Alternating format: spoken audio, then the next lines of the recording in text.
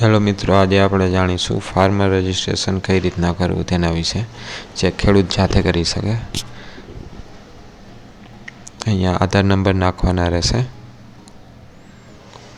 ત્યારબાદ ઓટીપી આવે તેની રાહ જોવાની રહેશે.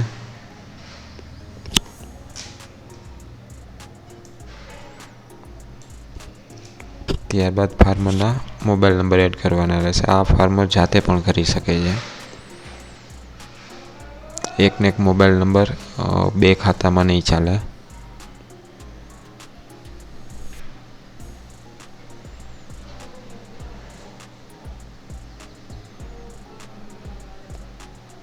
ત્યારબાદ ઓટીપી એન્ટર કરવાનો રહેશે.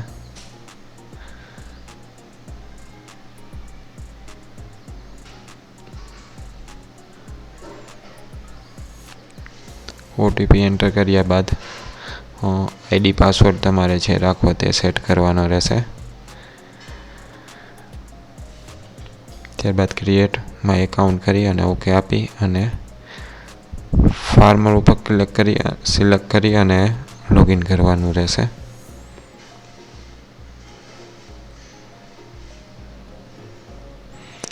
લોગિન કર્યા બાદ તમને પૂછશે કે એની મોબાઈલ નંબર કે મોબાઈલ નંબર ચેન્જ કરવો છે તમારે.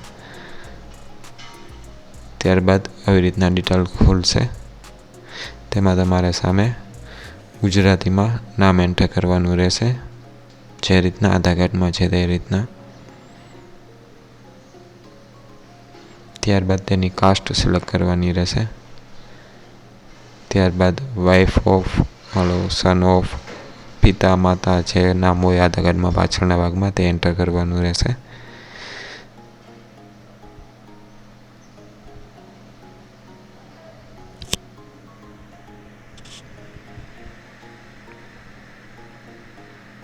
ત્યારબાદ નીચેના ભાગમાં પાન કાર્ડ, બેંકની ડિટેલ્સ તમારે જો નાખવી જરૂરી હોય તો જ એન્ટર કરવાની રહેશે, ફરજિયાત એન્ટર કરવાની નથી. ત્યારબાદ આધાર કાર્ડમાં જે મુજબ એડ્રેસ છે તે મુજબ એડ્રેસ એન્ટર કરવાનું રહેશે.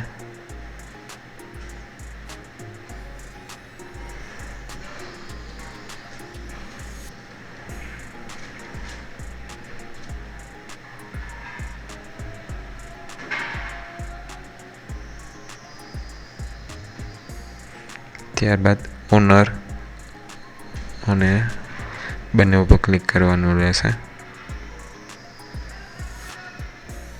ત્યારબાદ તમને તે વ્યક્તિના સર્વે નંબર ન ખબર હોય તો NERO વેબસાઇટ ઉપર જઈ અને તમે સર્વે નંબર શોધી શકો છો.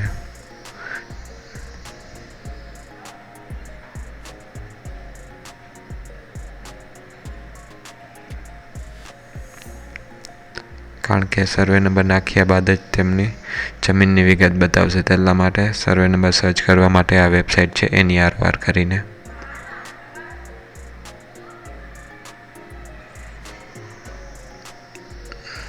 તેમાં તમે નામ દ્વારા, ખાતા નંબર દ્વારા પણ સર્ચ કરી શકો છો.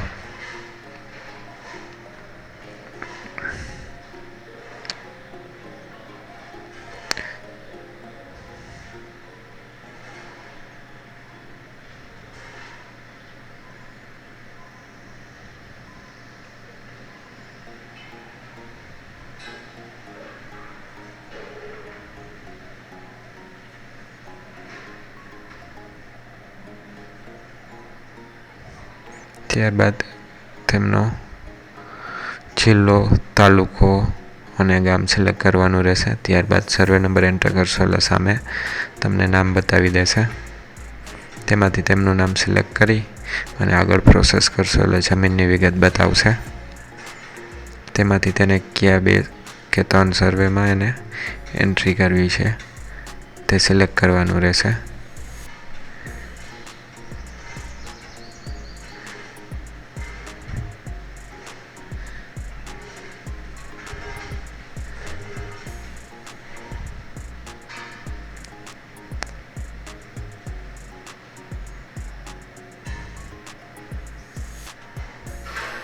સબમિટ પર ક્લિક કરી વેરીફાઈ લેન્ડ કરી અને નીચે જઈ અને સબમિટ આપવાનું રહેશે.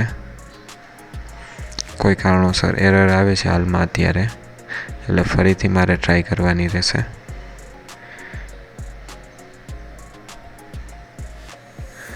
ત્યારબાદ આવી રીતના ઓપ્શન ઉપર ક્લિક કરી અને સેવ આપવાનું રહેશે. સેવ આપ્યા બાદ ઓટીપી અને બાયોમેટ્રિક એટલે ફિંગરપ્રિન્ટ દ્વારા પણ છેલ્લે એ સિગ્નેચર અપલોડ કરી શકો છો. આધાર નંબર એન્ટર કરવાનો રહેશે. ત્યારબાદ સેન્ડ ઓટીપી ઉપર ક્લિક કરશો એટલે ઓટીપી સેન્ડ થશે.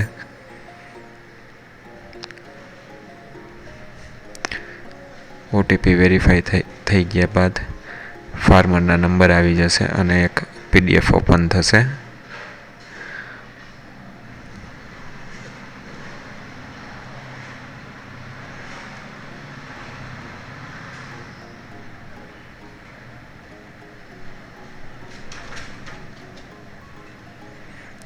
સર્વરના ઇસ્યુના કારણે વાર લાગી રહી હતી. ત્યારબાદ પીડીએફ ડાઉનલોડ કરી અને પ્રિન્ટ આપી શકો છો.